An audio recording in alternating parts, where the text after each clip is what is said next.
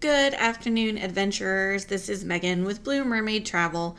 And normally I would be doing a weekly update, but it's been eerily quiet on the Disney and Universal front this week. So no official update for this week. Hopefully, no, I know for a fact there will be stuff to talk about next week, but nothing right now. As you can see, I'm sporting my new All American Girl ears. They came yesterday. Anybody that knows me knows that I am a huge sucker for Disney, for Mickey Mouse ears. I think I have like 5 or 6 different sets of ears right now. These are my newest. They came yesterday. They're adorable. Anyway, but what I did want to talk to you all about today is I'm just going to call this Stop the Madness, okay? So it's summer, which is one of the busiest seasons for Disney and Universal Studios, obviously, because everybody and their brother is literally out of school. So people are going on their vacations that they have been planning since, the winter. And here is the number one thing I see on Facebook, and it drives me bonkers every time I see it. Somebody posts, "Help, I'm going on a Disney vacation in a week, and I need all of your Disney advice," to all the people on their friends list. And it's just throwing it out there to the cosmos and saying, "I need all of your recommendations." And I just want to scream and be like, stop.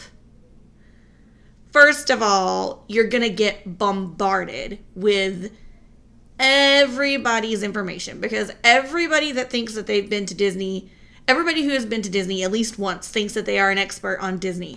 And I'm going to tell you, you're not. Going to Disney one time makes you more of an expert than the person that's never been.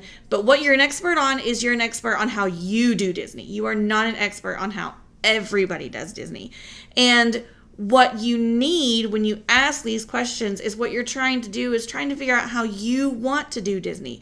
But that's hard when you've got Aunt Jane, who hasn't been to Disney since, 1996, giving you her recommendations. And then you've got your best friend who was there a couple of years ago when she had 2 toddlers.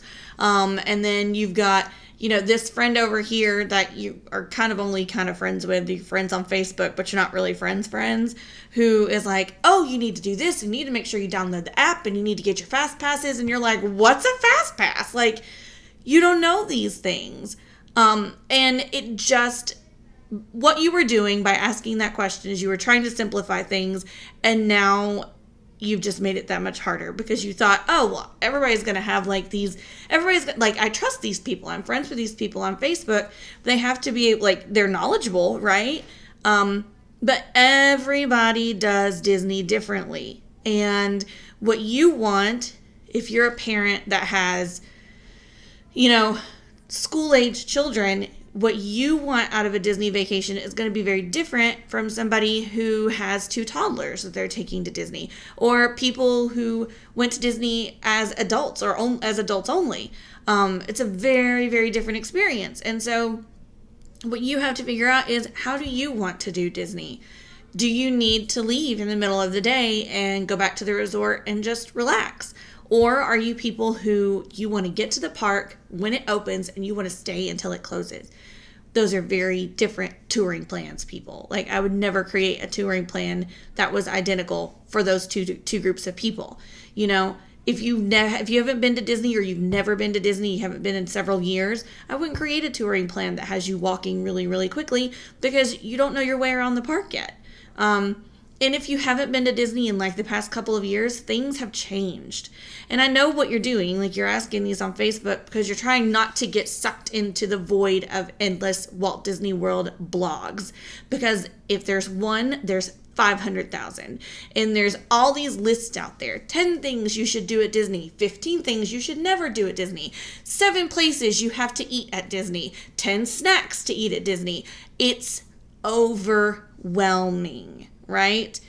And it's easy when you're planning your trip and you're starting this process to just get sucked into mindless hours of reading these blogs and then trying to piece together your itinerary based on what you've read. But the reality is that if that blog post is more than about a year or a year and a half old, that doesn't mean that it's recent. It doesn't mean that it's accurate, because things at Disney change so quickly. So, you may have a blog that from 2 or 3 years ago that says, when you get to Magic Kingdom and you go into the park, park at the park and go in here. You can't park at the park at Magic Kingdom anymore. All parking for Magic Kingdom is off-site at the TTC. You have to park at the TTC. I don't care who you are, unless you're staying at a Walt Disney World property.